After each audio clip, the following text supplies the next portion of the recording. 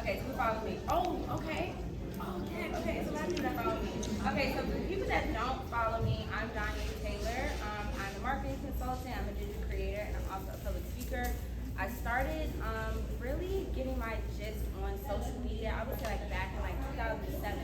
I was creating MySpace pages, I was doing a bunch of stuff, and I pivoted a lot in my career, but I think what made it so special for me to have an emotional connection with my audience is that I was very transparent with every single pivot. So we're going to be talking about social media content creation rooted in authenticity. So right now, content creators, this is the first time that content creation professionally, testing, 1, 2, 3, 1, 2, 3, okay, y'all can hear me now? Yes. Okay, so we are in a really special era right now because we're in an era where content creators and people like myself and you all can get paid for the lives that you actually live. I used to be really scared of posting my life on social media because I didn't want people to feel like I was displaying too much of my information, but I found a really unique way to do that by keeping my privacy, but also being authentic to myself. So going back to my career path, how I've pivoted so much, every single pivot I have made really transparent on social media. I remember in 2009, I taught myself graphic design. I thought I was going to be a graphic designer. I thought that was it. And I think a lot of us, when we do one thing, we're scared to jump to another thing because people may look at us like, oh my God, like she's all over the place. I got rid of that mindset and I was like, I'm just going to do whatever my heart is telling me to do creatively. So doing graphic design, it put me in a lot of rooms with business owners, entrepreneurs, CEOs, and that's when I realized that I really like the business side of creativity. So then from there, I'm like, okay, in order for people to look at me as a thought leader or an industry leader in this space, I need to create content that shows people how my brain thinks, how my brain works and things like that. So I'm gonna just do a quick level set. I need like 3 people to give me, she didn't even know what I'm about to say, she got her hand raised. I want 3 people to, so I'm gonna use y'all for the remainder of this presentation. I want 3 people to tell me what it is that you currently do. And I'm going to use you guys as examples throughout this presentation to talk. Okay. Oh, yeah. Okay, what's your name? Jada. Jada, okay. Jada, what do you do? Make music. You make music? Okay, scale of 1 to 10, how would you say your content output is as it relates to what it is that you do? Like, do you think you could be posting more? I do. I definitely feel like I should be posting more and really putting out there, so that's why I can't just imagine. Okay, so Jada said that she feels like she could be posting more. How many people feel like they could be posting more as it relates to what it is that they do, what they want to do? Okay, we're going to go to the next person. Redhead. Okay, what do you do? Small business marketing. Do you think you could be posting more? Okay, absolutely. Okay. Blue Spellman. Okay.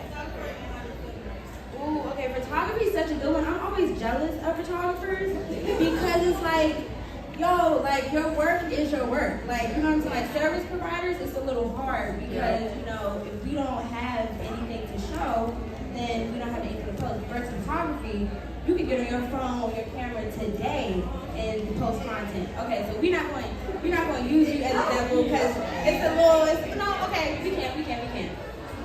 Okay, Black Hat. Hi, April. Okay, so do you think you could be posting more?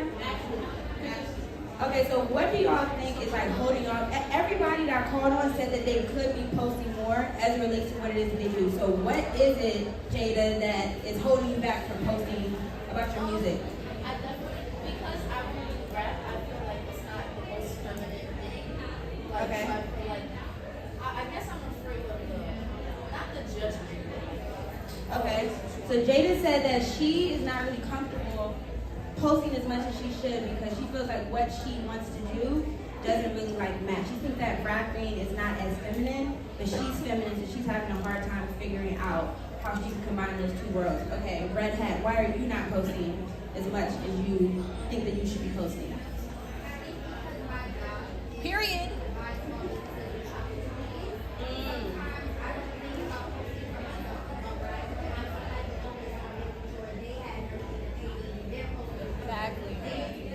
Okay, I've dealt with that. I feel like me and you are Yeah, because I'm on the same scale as you, you know, and that's why I really lean into content creation to kind of speak for myself. So I can't really post a lot of the work that I do for my clients, but I can post what I think about what other people are doing. So for those of you who follow me on here, well not on here, but those of you who follow me in here on Instagram, you all know that I give a lot of think pieces about different marketing campaigns and things that are going on in the marketing space. That is a really good way to insert yourself into a conversation that you're not already in. So photography, for example, if there's a really dope photo shoot that you've seen, maybe it was Vogue, GQ, whatever, as a photographer, you can offer your insight and say, I really like this photo shoot because of the lighting, the styling, X, Y, and Z. Now, what that's going to do is it's going to position you to your audience as somebody that is really, really skilled in that area, because not only are you providing the service, you're providing like consulting as well, because now you're allowing your audience to see how you think and how you approach photography. So music, for example, I feel like that's easy too. Jada, I'm a little mad at you because it's so much you can do when it comes to music. You can show your approach to writing.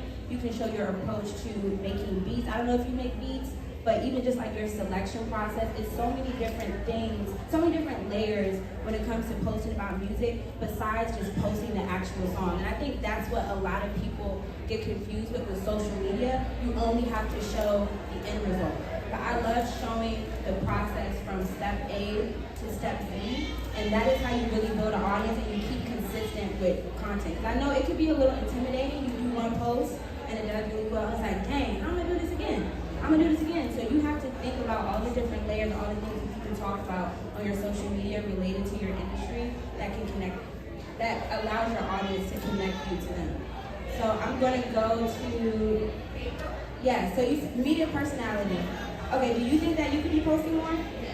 Okay, so describe what you mean by media personality. Like, are you interviewing people? Yeah. The interviewer, the content creator, event host, all of the above. Okay, so what are you currently posting right now? So I just started posting about the events that I do. A part of me feels like, A, is the content perfect enough to really gain eyes on it?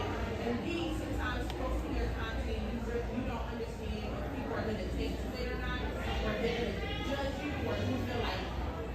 Okay, so basically she just said she doesn't know if people are going to take to her content, and that's where storytelling comes into play.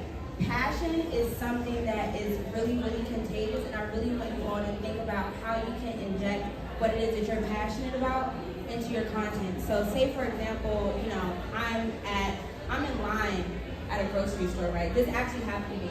This is about like a year and a half, and I remember this conversation that this guy had with me because he was so passionate about what it was that he was speaking about. I didn't know anything about this nigga was talking to me about whales. Actual whales. And I remember like listening to him and feeling just how passionate he was about whales, that it made me want to go home and research about whales. He was talking about like whale watching, just all of these different things, like different like environments, temperatures. He talked to me for like 10 minutes.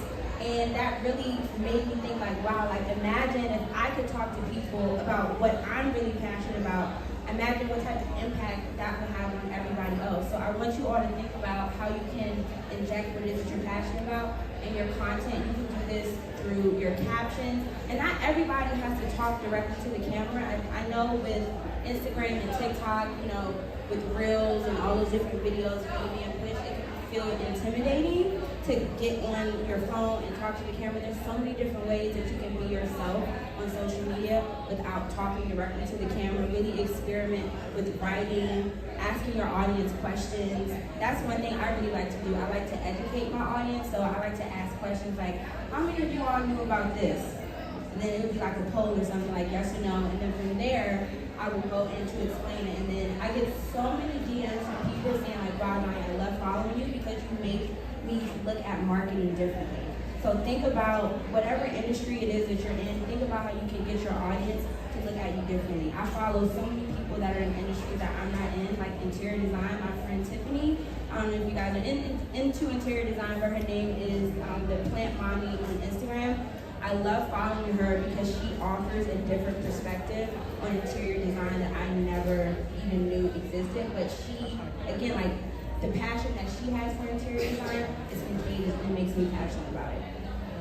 So we're going to go into a few questions. I feel like everybody in here does a bunch of different things, and I feel like by me answering you all's questions, it'll help paint a better picture. So get your questions ready. This one, wait, what's your name? Taylor. Taylor? Okay, Taylor, ask your question. Okay, so I do networking mixers. I just moved to Atlanta from Detroit, and I had my first Atlanta event last month, and it went really well. But now I'm at a point where I'm trying to keep that momentum going. Like I have people looking at me from Atlanta, but now I'm like, what do I need to do next, content-wise, to grab their attention? Do you have any suggestions? Okay, so keeping the momentum is probably one of the hardest things about content creation because you can put so much time and effort into one thing and then it's like, crap, how do I do that again? Okay, so for your example, I would see if you could maybe hit up some people that came to your event, ask them how they enjoyed the event. If that's via email or DM, I would do like a green screen video of you going through like 3 or 4 different reviews of people. It's like, oh my God, I really love Taylor's event. I met so many people. I can see that being one piece of content, showing the process of you curating that event. So maybe showing the behind the scenes. Maybe there's some people that follow you that also want to do events, but they don't really know all the ins and outs of it. Talking about all the different steps that you took to curate the event, you know, sourcing the venue, sourcing the talents. A lot of people, a lot of people don't know events are hard. Yeah. It's hard work, hiring photographers, videographers, like making vendors, the money. That's another thing. And I think you showing the behind the scenes of that, I think it will add more value to your events because now the people that are paying that money to come to those events are like, wow, like Taylor really put a lot into this. I think that's why a lot of us like Beyonce so much is because she shows just how much work and effort she's putting into the work that she creates. And at that point, you have an emotional connection. Like when Beyonce came out with that Netflix documentary, we all saw her Coachella performance, but I don't think anybody knew what she went through to actually get to that. You know, was it 8 months? 7 months? 8 months? 8 months, vegan, all of them people. You know what I mean? Like think about the pieces of content, and not just on social media. Anything that you can visually see with your eyes, that is content. So think about the content outside of social media that you naturally connect with, and how you can take that same formula and inject it into your own social media strategy. But those are 2 pieces of content right there. Yeah, like it's so many. I think social media has taught us that. Not taught us, but made us feel like the only way that we can post is if we have a nice fancy photo or it's taken with a nice fancy camera. But everything is content. Everything in your life has the ability to be content. You just have to shift your perspective on what content looks like to you. But as long as it's valuable and just sharing your story, that's content. You should be doing that. Thank you. You're welcome. Right here. So like piggybacking off of you and the girl back there, it's like we have like different things that we do when it comes to creativity. So like I work for a company as like community activation, and then I work as like social media, and then I work in PR. I work in like different things. Multi-hyphenate. Who wear a bunch of hats in here? Everybody? Okay. We work in like all of those things, but like how do you keep the creativity flowing for like each separate business? Because like you always want to get the best thing for yourself, and like Okay, so she basically said that she wears a lot of hats, but how does she show all of that on social media, like for each single one? but then keep it for yourself. So like you don't post on like for her, like you don't post on social media for ourselves because we're doing things for other people. Mm-hmm. So like how do we keep that for ourselves where we can unique and stand out from everyone else? Okay, so she wants to know, like, she's very similar to the girl in the red hat that does marketing for small businesses. So she's saying, how do we do work for our clients but also show the work that we want to do creatively on social media in order to stand out? I always say, pick a hedgehog, like pick one thing that is just the easiest for you to create content around, and just go with that first. Because it's going to be really, really hard for you to try to do 4 things at once. Like if you're trying to do everything all at one time, you end up doing nothing. You end up doing nothing. So out of the 4 things that you listed, which one do you feel like you're the best at and that you're most connected to? Community activations. Okay, so are you doing community activations on behalf of a client? Or are you doing it for That's the yourself? one that I work for. Okay. So that's one, but like I do have like my own thing that I go on the side where I like to do it behind the scenes. But Okay. like businesses, like for instance like this, like I want to be able to see what's behind the scenes of this, like how the business is making everything happen.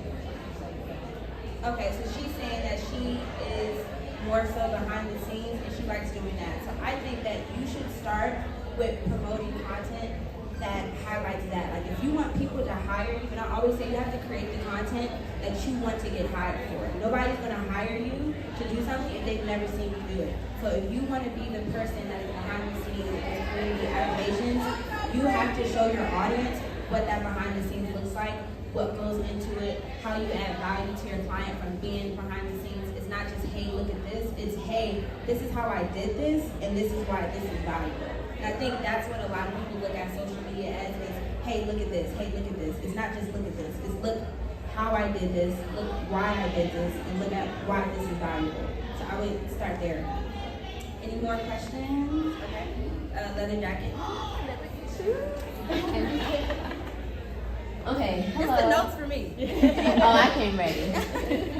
Okay, so I also have my own creative agency, and I feel like my biggest problem sometimes is trying to keep my clients focused on creating value and creating a community versus them always like, well, we need to do what they're doing. Like, we need to be doing like, and I hate, and sometimes it's like, okay, well, just don't work with me because I'm not, but I feel like that's not always the best. And I feel like because I'm young, it's going to be better for me to learn how to work with those type of clients and kind of like redirect them. So my question is, how would you go about redirecting their focus? Okay, so I used to have a creative agency actually, and that was one of the biggest hurdles for me, was to educate my clients on a lot of the preliminary work. So I don't know if you have a preliminary step in, accepting clients, but it got to a point where I literally had to just have meetings with my clients just to educate them. Because you gotta think about it, they're hiring you because they don't know how to do what you do. Right. You know what I mean? So you can't expect your clients to look at your work how you look at it, because if they did, then they probably wouldn't be hiring you. So I would definitely add in the educational part and the preliminary steps of you vetting clients, and you need to let them know, like, hey, like, if you want trendy stuff, if you want to do what everybody else is doing, then I may not be the person for you. I like to group my clients' work in, what did you just say? Value and community. But then after you say that, now you have to explain how you're going to do that. Nobody wants to give their money to somebody if they don't know what the outcome is. So it's easy for clients and potential clients to say, hey, I want my stuff to look like this because it's already visible. It's easier for them to understand it. But as a creative and as the CEO of your creative agency, it's your job to educate your clients on why your services are valuable outside of just the transaction. Okay. So I would definitely add in an educational preliminary phase. Maybe that's in the intro call, whatever, but I would try that, and I definitely think that will help, because once I started doing that, I saw that it was a lot easier for my clients to trust me, because nobody likes when somebody is like just pressing them out, like, oh, like, what is this? Like, when are you going to post this? Or when is this going to happen? It's because they don't know. Right. But the more information that you give them, but she said right. Micromanaging. Yeah, but if you give them, if you make them If feel it's like, already like, yes, then they don't have to. if they trust you, they trust your vision, and they know what to expect, it's really nothing to micromanage. Clients don't want to feel like they have to micromanage the people that they hire. They want to feel like, okay, this girl got it. But you have to make them feel like that, and you do that through education. It's not just, these are my services, this is the price. A lot of people do that. You can't just do that. You have to say, this is why my price is this price, this is how long it's going to take. This is also what I need from you too. Because a lot of people in the creative space, they will hire creatives, not understanding that it's a collaborative effort. I can only help you as much as you want to help you. So that's also important too as a creator to let your clients know what is expected of them in order for them to have the best optimal result from working with you. Thank you. Right here, Rocket Power. I love Rocket Power. Hi everybody. As we say, we all look so good. Let's clap for ourselves, yo. Good. Okay. My name's Michael, and my question is, I typed it. How do you balance creating content and developing consistency? I'm in school, and mental health has affected how much I work. So that's something I'm trying really hard to overcome. Okay.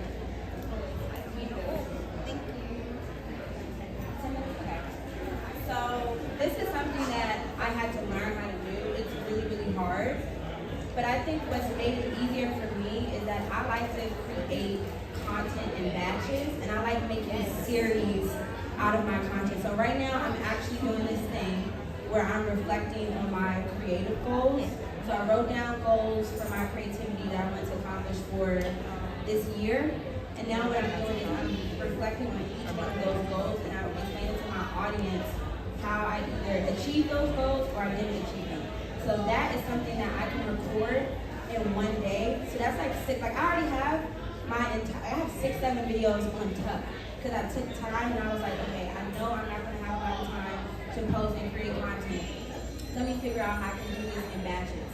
So I would think about what is going on in your life that is reoccurring, something that you do a lot, that you can make content out of, that you can batch it, that you can make content and post it and have it on tuck multiple times. You don't want to have to start from scratch every time you create content, because then what that does, I'm gonna get like really analytical, but like psychologically, the more time you spend on something, the more emotionally invested in it that you want to be.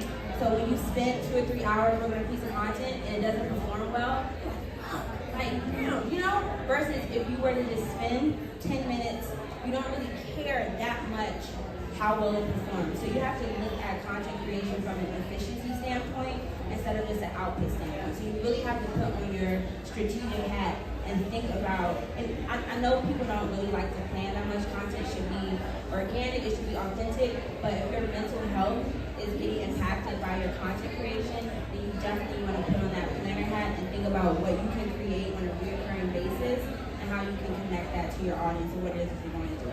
So I don't know what realm like your content is in, because I can help you really quick if you tell me.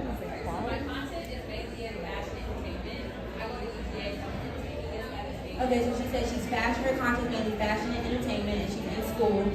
Okay, so that's really it? Yes, mainly. Okay. Okay, I feel like right now with fashion, like the seasons are changing. It's so many different, like so much. I say it's so much content. Right Yeah, now. it's so much content. Holidays, Like I would think about maybe like going back to some of your outfits that you posted in the summer and converting them into winter outfits. So if you have on a shirt or a skirt, it's like, okay, I can add on this jacket and swap out these shoes for boots. So then at that point, now your content is like, if you're not somebody that is really good at dressing for fall, here's how you can make your summer outfits fall friendly. Here's how you can make your summer outfits winter friendly. And you already have the outfits because you already posted it. So it's just a matter of like remixing. That's what I really like to do. I like to take what's already there and think about how I can recreate something instead of starting from scratch every single time, because that's extremely exhausting. But that approach, that's something that you can do over and over. You can take about an hour to just go through your content and say, okay, what are 4 summer outfits that I want to remix for the fall or winter? And then you can record that in one day. And then boom, that's 4 or 5 posts right there. So that's how I would approach content from that perspective.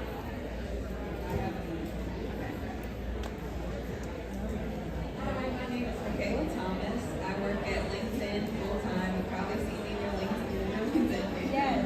I also work for Render ATL, which is a tech conference. I have my own marketing and branding business, and I do content creation. So a lot of different things. I've been following you for a long time. Like I feel like around COVID time, maybe when COVID hit. But I know that it's like a switch when you started to post content more. And I just wanted to get your thoughts around comparison and like I feel like I have this bad habit of diminishing talking like, yeah, like it's really nothing. Like, I don't really do it. You know, like, how did you step into it like boldly and with confidence when you first started like really putting out content, you know, being a content creator and things like that? So I'm gonna get real personal. So I was in a relationship for a while. And right now I'm single, but my relationship at the time, I felt like I couldn't really be myself. Like I could, but I couldn't. I always felt like somebody was like watching me, and I would get questioned a lot about my content, so it made me feel like I had to shrink or be a certain way because I was trying to show up as Donye the girlfriend on Instagram instead of just Donye. So I would say once I left that relationship, I felt like I grew wings, and not everything is a relationship. Maybe that relationship is a job. Maybe that relationship is a mindset. But whatever it is mentally that's like holding you back from being you on the internet, you have to let it go. You have to let it go. There's so much money out here to be made, and nobody is you besides you. So if you show up as you on the internet, I'm telling you, people will really gravitate towards you. But it was really hard. Like it was something that I had never did before. I'm not gonna lie, but so many times I did post and I'm like, is this corny? Is this cringe? Like, do I look like a freaking loser? Like doing this? But then it got to a point, I'm like, there's no way that anything that comes from me can be a loser, because I'm not a loser. There's no way that anything from me can be corny, because I'm not corny. So it's like, if you know who you are as a person and you're creating content authentically, you have no other choice than for that content to be a reflection of you. And if you feel like it's not a reflection of you, then you as a person have to take inventory and think about what is it that's blocking you from creating content that is reflective of you. But it took a lot of trial and error, it took a lot of momentum, and I really appreciate that you said that you noticed a switch, because I feel like I felt the switch internally. So again, like going back to content being reflective of who you are, that was an internal thing that I felt, and it showed up on my content. So think about how whatever it is that you're going through, you can take that and make it reflective in the content that you create. But you just have to go for it. You cannot look at what other people are doing. You cannot second guess yourself. You cannot feel like fearful of content that you're putting out, because your audience is going to feel that, and then you're not going to have a good relationship with your content. You look like the person that you post something and in 10 minutes it don't do what it's doing, archive. Are y'all like that in here? Yes. Just let it go. I mean, I've archived stuff, but you're not going to learn what works if you, yes. You have, I mean, it's stuff that I've posted within the past year that I've archived because I'm like, I don't think that's reflective of me. But it's more so I archive stuff because I don't think it's reflective of me versus it didn't perform well. Because content, it's videos that I posted. Actually, no, this is video right now. I was laying in a hammock in Palm Springs, and I just posted because I thought the video was fire. I liked what I was saying in the video. And like at the end of 24 hours, I think there are like 3,000 views. Out of nowhere, I don't know who came across my content, who reposted it, but that video is now at 200,000 views on Reels. But imagine if I would have archived that day because it didn't do what I wanted it to do, quote unquote. So that's how you have to look at your content. Your content is not made to, I would say, perform well. Your content is made to be a reflection of you. So if your content is doing that, then leave it up and keep doing it. Is that it for my time, or I have one more question? Okay, I have one more question. Okay, orange jacket.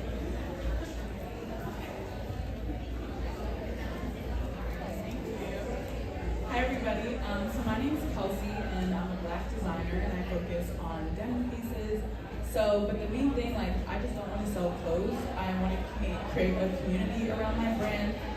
My brand logo is an alien, and I always grew up feeling like I grew up in a predominantly white community, so I refer to myself as an alien, someone who's abstract and different from my environment. And I want to connect people who felt that way and even address the trauma that came with that. So what are ways that you create community through your content? Because even just looking at your page, like, it's not just people following you for tips, it's like people feel like they're a part of almost like a group, and a group that's centered around what you're posting. So there's some tips.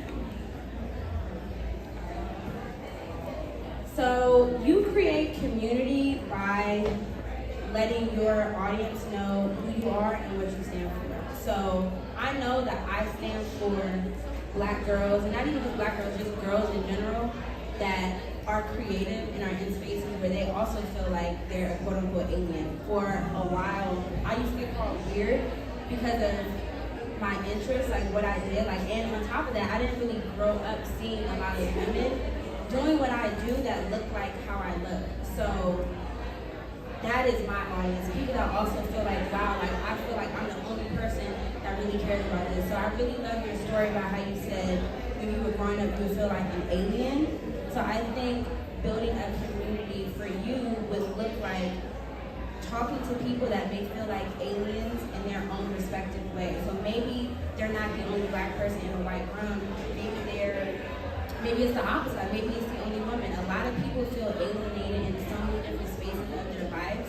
But I feel like if you don't share your story, then you're not gonna. Then your audience isn't gonna want to share their story with you. Like my audience, like they talk to me because I talk to them. If I made everything about external stuff and I wasn't talking about my story, then my audience wouldn't feel comfortable by sharing like their story. So if you think about even this is a community. This is a community of Black women that are interested in creativity, but Essence has created that community with the content that they've put out. They've shared stories of women that have trailblazed in their past, that's overcome different obstacles. And at that point, if you see that story, you're like, wow, I feel like I can see myself in that story. That's how you build community. But if you're not sharing a story that people can see themselves in, like a story is really like a mirror. Like when people see themselves, that's what draws them in. So if you're not making your audience feel like they can see themselves in your content and your brand, then you're never going to have a community. So think about how you can incorporate your story and who you are into your content. Even like with your clothes, like maybe if you name a capsule collection based off of a certain period in your life, and you share the story about that, like I created this because of X, Y, and Z. There may be people that's just gonna buy the clothes just because they mess with the sport. They don't even like the clothes, but they want to support you because of what you stand for. So you have to give your audience something to stand for. That's how you really garner a community. I'm not gonna be able to take any more questions. Thank you guys so much for this. I will be doing speed mentoring. I think it's over there on our left. Yes. But feel free to hit me up on Instagram, DM me. My